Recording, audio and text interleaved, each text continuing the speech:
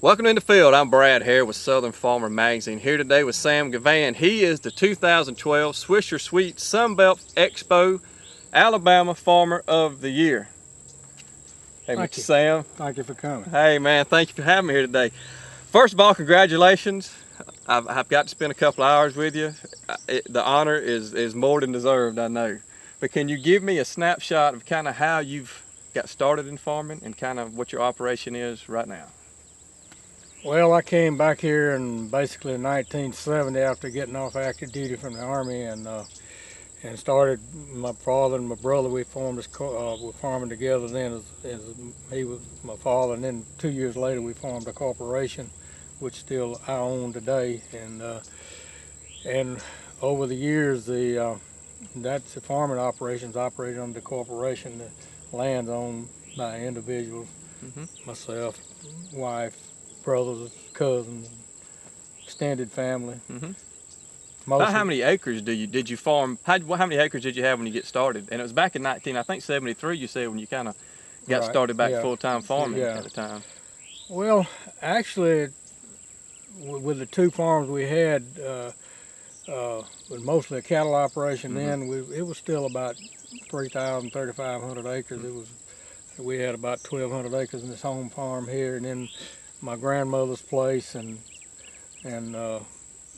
some other land, the rented land we had at that time, and the other farm. It was about 3,000, 3,500 acres.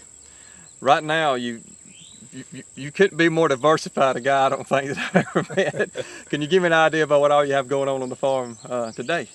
Well, right now we got approximately 1,100 or 1,200 acres, and we utilize for row crop land, and that's divided up between cotton 270 acres, corn 260 acres. We had 560 acres of wheat.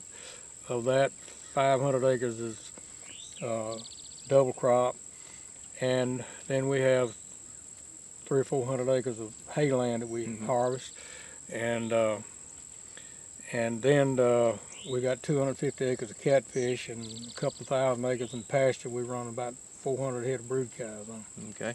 Another thing I noticed a little bit is that you haven't found a piece of equipment you think you can't find a use for it. I think it comes back to the fact that you have a master's degree in mechanical engineering from Alabama. We're always looking to be able to have something we can recycle and use again, or take something and take two and make one and whatever. And with the cost of repair parts today, we don't have we utilize a lot of vintage equipment, and we're able to manage to keep in fairly good repair and keep operating. Some of it's 35 years old.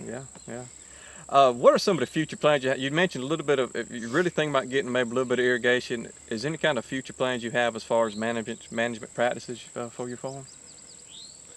Well, we'd like to continue. We do as much no-till we have as we can. But it seems like in the last couple of years that water has been our main issue, especially with corn, and our issue right here is groundwater, as far as getting the expense of getting enough water pumped out of the ground to be able to operate significant irrigation systems right here where we are. We've looked at the possibility of borrowing water out of our catfish operation to be able to irrigate with, but then we only got 2 wells that we can pump about a total of 700 gallons a minute to refurnish that. But I hadn't done the math on it, but you take in a normal day in the summertime, a pan of evaporation of about 1/3 of an inch, you multiply that times 250 acres of water, and sometimes all we can do with those wells is just keep our levels up. So, depending on how come the rainfall, we were just so fortunate on Tuesday of this week to get 4 inches of rain, so we got some runoff to bring those ponds back up to pretty much up, and we don't have to run our pumps anymore. Well, I know it's been dry this year, but I tell you, looking around, the land is being worked well. You're gonna have a good crop. It looks like. I know it's been hard. Well, I tell you what has really amazed me is the turnaround that we've had. We went through an extremely dry spell, and then about 4th of July, we got some places on the farm we got 1 inch, and some places we got none. And then we got another rain, on pretty much general rain last Friday, about 1 inch, and then we got that 4.5 inches of rain pretty much generally on Tuesday this week. And it just amazed me the turnaround that some of these beans especially have done.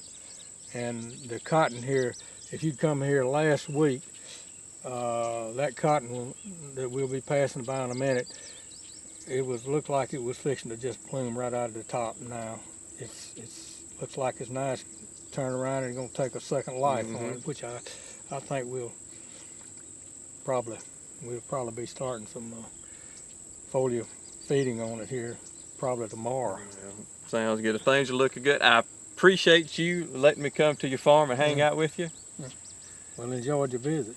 Always. Sam Gavan, he is the 2012 Swisher Sweet Sunbelt Ag Expo Alabama Farmer of the Year, highly decorated Vietnam veteran pilot, great farmer. And also, I don't know if it was appropriate, but a little bit a while ago, an eagle flew over the soybean field. Might go try to get more shots of him.